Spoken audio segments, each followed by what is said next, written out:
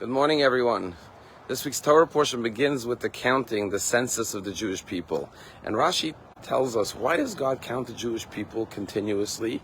Because you count something that's important. You count something that you value. You count something that you love.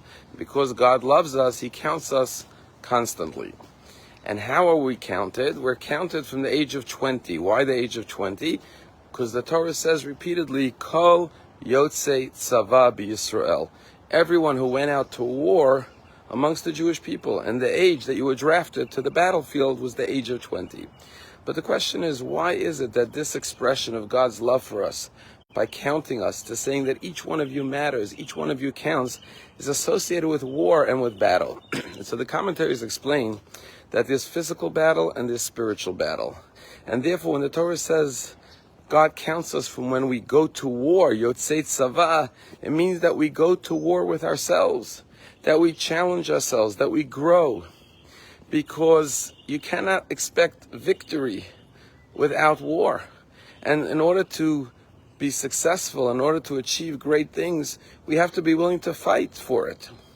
Sometimes people use the expression, they say, you have to learn to love yourself. You have to learn to accept yourself.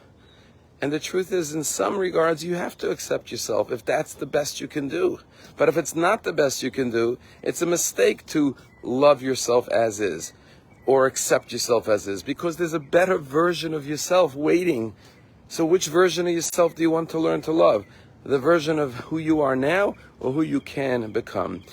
But the question then is, why does it say Kol Yotzei Tzava?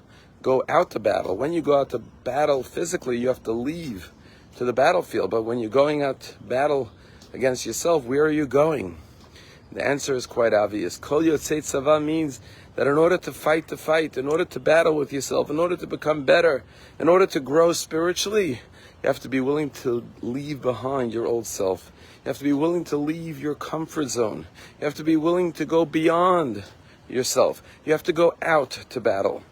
Tell a story of a fellow who wanted to prove to his friends that he's not afraid to go into a cemetery at night. So in the middle of the night, he goes into the cemetery. And to prove that he was there, he takes 3 nails and he knocks them in to a coffin. He turns around to leave. He takes 2 steps and suddenly he feels something grabbing him, pulling him back. He faints. He can't believe it. He wakes up. He gets up. He tries to leave the cemetery again. But again, he feels something pulling him. He faints again. He wakes up a 3rd time. He tries to flee the cemetery. Once again, something grabs him and he falls to the ground. And then he turns around and he realizes that when he nailed the 3 nails into the coffin, he nailed his coat into the coffin with those nails. And what was grabbing him, of course, was himself, his own coat. And the lesson in life is that you have that expression, the nail in the coffin. We put the nail in our own coffin.